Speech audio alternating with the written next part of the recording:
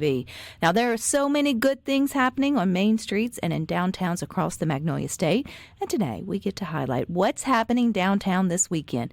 It is brought to you by the Mississippi Main Street Association. Now, don't forget, you can always go to msmainstreet.com/calendar to get more information on upcoming events. And we've got Carolyn Burks that's kicking it off for us today with Main Street Laural, bringing back a childhood favorite, and that is a dodgeball event. So welcome, Carolyn.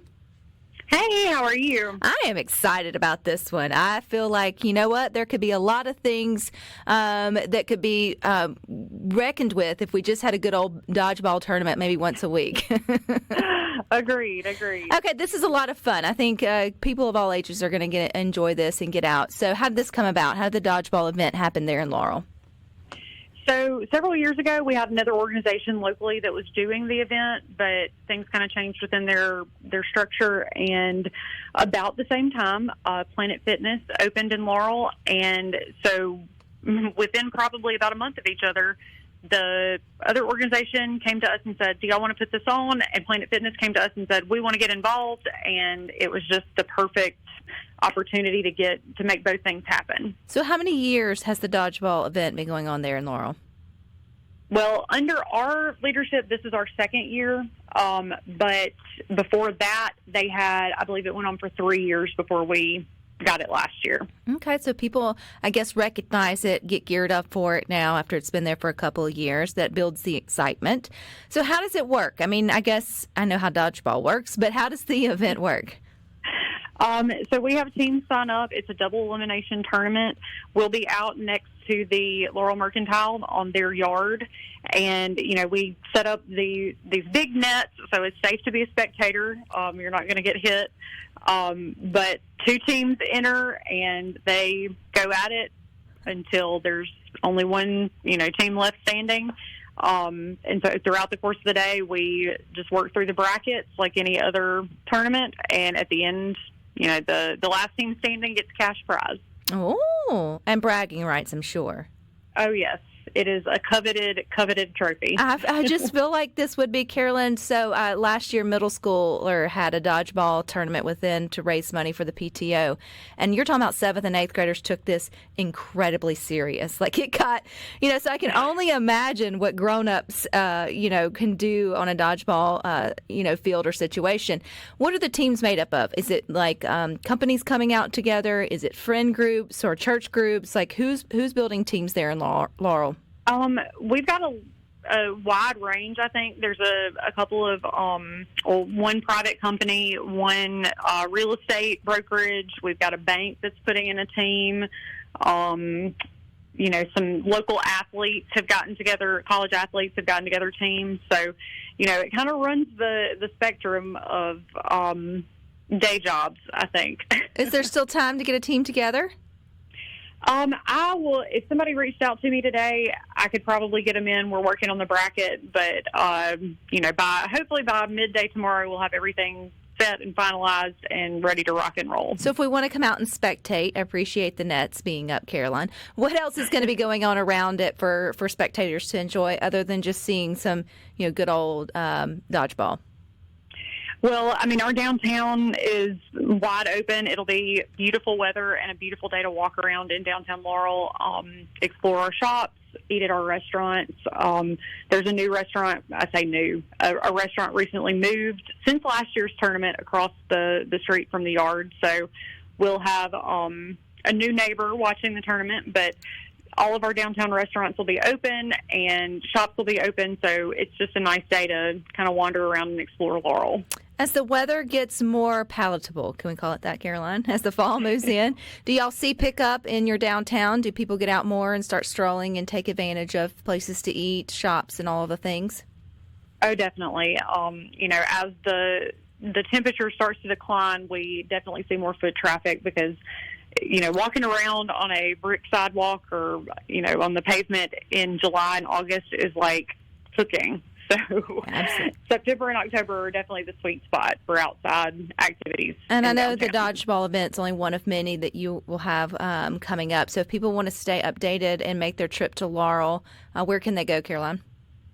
They can go to our website. It's laurelmainstreet.com, or they can follow us on Facebook or Instagram. We're just Laurel Main Street on both places. And we try to keep all of our events top of mind, up to date. But we would love to host any visitors from across the state or the region. Well, I like this dodgeball event. I hope you'll have the best weather for it. Can't wait to hear what else you've got going on as the season gets a little bit cooler, Caroline. But today, thank you for your time. Thanks so much. All righty. If dodgeball's not your event, or maybe you won't be in the area, Pontotoc could be calling your name. Leah's joining us today to talk about the Bodoc Festival. Did I say it right this year, Miss Leah? Oh, is Miss Leah not with us yet? That's okay. Miss Leah's getting in touch with us. I know that Miss Caroline mentioned that you can keep up with all things Laurel over at their Main Street website. But don't forget to, wherever you are, you can go to msmainstreet.com/calendar to get more information on your upcoming events. They're happening all over the state every weekend, particularly as the fall rolls in. But now we got Leah with Pontotoc talking about the Bodoc Festival. Miss Leah, did I say it correct this year? Yes, it's Leah. How are you? I am doing well, and looking forward to the fact that y'all have the 35th annual festival happening. So what's happening in Pontotoc? Is it ripping and rolling, ready to go? We are. We've just got all of our planning, undertaking underway, and looking forward to a fun time Friday night and also all day Saturday. We've got a lot of things planned. Well, tell us about those. I know this is a big happening that happens, obviously, the last 30 years there in Pontotoc, which makes it a mainstay. So what happens this time of year? How does the town get ready for the big festival? Yeah, well, this is our 31st annual, and of course, with anything comes change, and the city has made a huge investment in our downtown area near the Tanglefoot Trail, and a huge pavilion, a brand new stage that saves us some money renting a stage every year for huge acts. So we're going to be utilizing that Friday night. We're kicking off Friday night with a 5K Twilight on the Tanglefoot run, bringing that back from years gone by at Bodoc. Then at the big stage under the pavilion, we've got Blues Child, which is a regional artist, and then following that up is Justin Kirk, who's from this area as well. The concert starts at 6 o'clock. Registration starts at 5, but it'll be about food trucks and lots of fun, family entertainment. A new playground in that area, Main Street Association Revitalization Grant. So there's just a lot to do, lots for families to do. And then Saturday morning, we have about 50 vendors coming to our downtown area there at the pavilion. And we've offered a shuttle service this year where we're going to from Main Street and back and forth into the other shopping districts and around town. Of course, we're going to have both mornings the traditional pancake breakfast with the fire department there right by City Hall. So folks need to make sure that they pop in and do that. And then there's all sorts of kids' activities, face painting. We're having our pet show again. We had that last year, Huge Hit. That starts at 9. Immediately following is our World Champion Bodoc Post-Throwing Contest. You'll know that Bodoc is the tree, the horse apples, if you will. So we'll have a post throw as well as Bodoc ball cash awards for that. Can you hear me?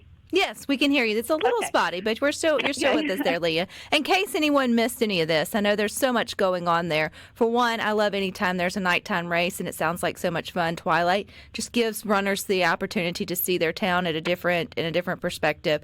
But if they want to sign up or see anything that's going on for Bodoc Festival, Leah, since it sounds like it's so jam-packed, where do you recommend people go in to do that? I am sorry, I'm not hearing you. I'm hearing somebody else talking. Tell me again what you said. Nope, that's okay. I know. Does Pontotoc have a Main Street website where people can go to get the rundown? Yes. So check out our Facebook, Bodoc Festival on Facebook. There's the whole happenings that are listed, all the events, and of course our headliner is what I missed saying. Cody Riddle is going to open for Chris Cagle Saturday night. But our Facebook page is Bodoc Festival, and then of course all of the other information is on our website, PontotocChamber.com. So we've tried to really keep everything updated on Facebook so folks are aware of the new location as well as the transportation information and all of the entertainment lineup. All right, Miss Leah, I appreciate your time and look forward to talking about the 32nd next year. But good weather for you guys this weekend. Thank you for your time. Thank you, Rebecca. Appreciate it. All righty. Bye-bye. And don't forget, you can always go to msmainstreet.com/calendar to get more information on upcoming events in your area. Stick with us, though. We've got more good for you coming.